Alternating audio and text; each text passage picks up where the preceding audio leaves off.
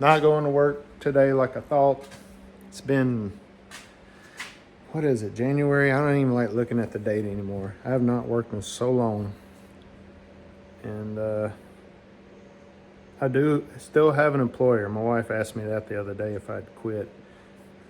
And so today's the 13th of January, and I got home December 4th, I think. So it's been nice being home, but daddy's out of money. So like seriously, need to work.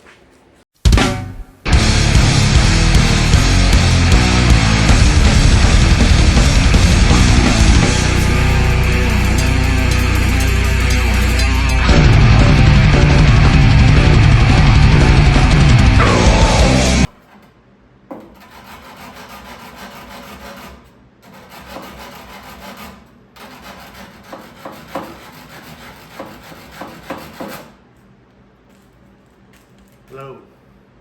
Every year, millions of dogs are forced to have sex with poodles to create the designer breeds that end with the name poodle. If you would like to protect your dog and stop this monstrosity, please like and subscribe to my channel and go to stopthepoodlehump.org. That's like and subscribe to this channel and stopthepoodlehump.org. And we will fight this abomination together. Thank you. And get back to work. I've spent a lot of money on this car. I'm still spending money on the car. Like I bought shit yesterday I didn't really need. But I don't know if y'all have trouble with that when you get to working on these cars. Like, I mean, obviously I bought stuff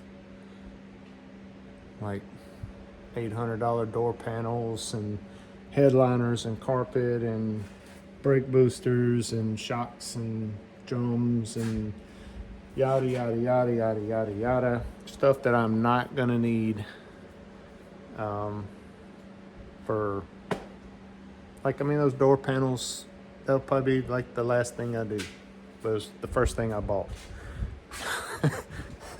So I think I was going through trying to buy all the big ticket items, and that was they were like $800. But, I think next car I do, I will probably try to be a little more methodical in when I buy things and how I buy things, where I buy things from and what I replace. Like, probably didn't need to replace the brake booster. That was $300-ish. The other one worked fine. I wanted to upgrade the master cylinder. See that little guy over there? But it works. Maybe I should have kept it. The springs, they're exactly the same height out of the car. The old ones versus the new ones, both the front springs, coil springs, and the leaf springs. Set the leaf springs upside down. The old ones next to the new ones, exactly the same height.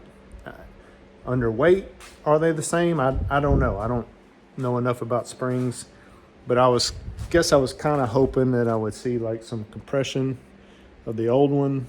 It was a little not sitting quite right. Like I say, you put 1,000 pounds on it. Maybe it doesn't have its spring retention as much. I don't know. Somebody knows about springs can maybe tell me that. Or if there's a way to check prior to buying new ones, do I need new ones? Or am I just buying a new one because, hey, I'm redoing the car, I need to redo everything. Did I really need to redo those coil springs? I probably didn't, is what I'm thinking. But I've got them. Same with the leaf springs. I really think I could have taken the leaf springs apart and de-rusted them, cleaned them, put them back together, and changed the bushings and all that stuff, and they would have been fine. They look fine to me other than being rusty. So, I don't know. That's my rant for the morning. What are we working on today? Let's see. Taking the AC heater box plenum. I Worked on it a little yesterday. See, I got the heater side kind of taken apart. I got the fan motor out. I'll show you all this when I go to working on it again. Gonna finish taking this apart. I'm gonna read about how to check the AC, if there's some way I can do it. Gonna go through and check all of these cylinders.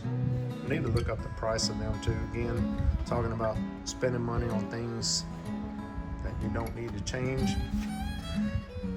I want to change them. And I'm the only one making the decision, so I'll probably end up changing them. But I haven't looked at the price of them yet either. So, I checked one of these guys. Where is it at? It's in the bag. I think this one here opened this trap door, and just when you press on it, air comes out of here. Put your finger over it, you can't press it, or not very much, and so I'm pretty sure that one works, but yeah, I don't know. We'll check all these out though, saving all these parts. Take all this apart, clean it up, de-rust it, paint it, get all the dirt and grime out of it, and get it ready to go back in the car. Okay, so I don't know exactly how to check this heater core. I filled this tube up with water, one of the tubes anyway, so the other tube got full and overflowed a little. Held my fingers over it, moved it around, did not see any leaks. Of course, that's not under pressure, so I don't know if that matters, but this thing was not leaking from what I could see. At least it wasn't pouring out. It's not clogged because, water will go through here and out there, or vice versa. But it wasn't plugged up when I bought it, the car. And I've gone over this before. It was the hoses coming from the engine and I guess the radiator or the overflow were teed off and blocked off, cut off right here, so that still had circulation, but they weren't going through the heater core anymore. These pipes were just sticking out. At some point somebody would come along and cut it off and come up with this little contraption. So I'm assuming it was bad or leaking or both, even though inside where it was, other than kind of what you would expect, there wasn't any real rust. Like, nothing I see that's signs of terrible rusting or anything like that, like the floor pans were. I think more the issue might have been, as far as getting water in the car from this, was from the this guy, because that area where it goes through the firewall is rusted through. All these gaskets were torn and messed up, and this hose that probably, I'm assuming, was supposed to be long enough to kind of hang down where water wouldn't come in contact with the firewall. AC drain, I'm sure is what, condensation drain, I'm sure is what that is. It was all messed up, and that area on the firewall was rusted out. So I'm assuming the AC leaking here, which it's not like the AC was broke, it's just the hose was broken. So I'm gonna show this for kind of my reference. I was curious, and for anybody taking these apart or need to change their heater core or need to fix a gasket in here or something like that, or just want to get it out and clean it, the heater box will come out underneath the dash. I don't think it'd be too hard. You have to remove, just going through the steps, what I would do, remove this plate off the front. You'll still have your motor and your hamster wheel in there. Remove that plate. Then you'll see 4 nuts that are on studs. Just take those nuts out. They're 7/16. Get you an extension. You know, nothing to that. That was easy. And then on the back side, the motor side of the firewall, you're gonna have these 2 studs sticking out. And I believe those might have been 7/16 nuts. A long time ago I took those out. But they'll be right above your heater core hoses. So take those 2 out. And then I did have to get a screwdriver in here and kind of pry this off of this a little. I mean, not much at all. Just stick a screwdriver, you know, up under it somewhere and pry it, and it'll pop free. And then you can get this out and work on your heater core, pull it out. I think that would be pretty easy to do. So you know how they say there's a tool for every job, and you shouldn't use a tool that's not designed for that job?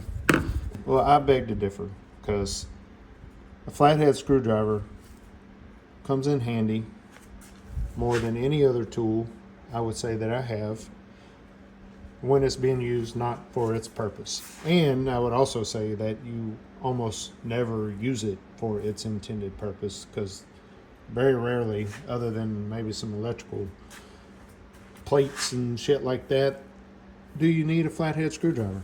But my God, they work great for prying anything apart. They're perfect. Do you ever take something apart and you get to a point where you're like, I don't know anything else about this, so why am I taking it apart? All right.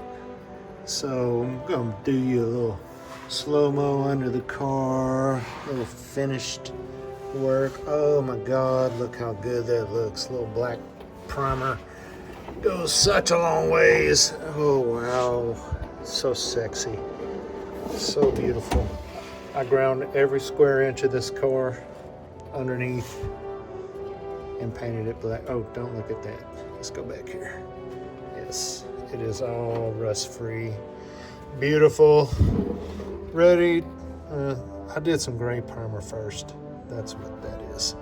But yeah, I'm just using what I got, putting the black on, because I'm going to be black all the way underneath the car. But I do have this gray primer that is pretty expensive, and I like it, but I just want the finished coat to be black. So I'll do one more coat of black. But man, it's amazing what a little paint does to a project. Okay, so I need to get a little weight on this clip. I need to buy a bigger alligator, or I don't know. I'll rig up something, because I do have a lot of electrical components to test, window motors and different things. So anyway, I put a little weight down on that alligator clip, and then when I touch this one, so the motor runs. No noise, bang, sound good. I'm gonna call it good. And there is so much to do on this thing. I do think I'm gonna call it a night tonight. 6, playoff football, better things to do. Texans won. I mean, I'm a Cowboys fan, but I like the Texans too. Good Texas team. Beat Cleveland and Joe Flacco, which I gotta admit, that's a good story. Wouldn't have hurt my feelings if he would have won, but I'm glad the Texans and D'Amico Ryans and CJ Stroud all did well, you know, make Texas proud. Anyway, yeah, lots of stuff to do on all this to get it cleaned. I gotta figure out, I've got a little brake bleeder which I can hook up to this and apply pressure. I don't know how to pull a vacuum, but it does seem to hold, like it's not leaking. And if I put it in compression and put pressure on it, it does actuate. But you know, I want to see how it does with the vacuum pulling on it. Got lots of cleaning. Really wish I had a blasting cabinet. I think that would make short work of most of this stuff, but I don't, so I will do the best I can. with what I've got. And next time down the road, we'll try to figure out if this is any good or not. You know, the motor is good. I'm gonna clean up the hamster wheel. I've got all the other parts of the plenum taken apart. Put this on my new shelf I built, which is quickly filled up.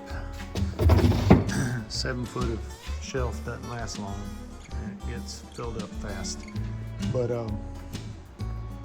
yeah, so I was gonna scrub and clean all these parts and paint them, but I think I'll work on that tomorrow. It's dark, it's hard to see, so be a good project tomorrow. I got the gas tank area primed, painted, ready for the gas tank. I do think I'll go ahead and get it in place. Won't be able to do the filler tube. I think I've said that on about 5 videos so far. But oh God, it looks so beautiful. I love just walking by here and admiring my work. Don't judge me too hard on the seam sealer, but you know, I'm impressed. I'd buy a car from me.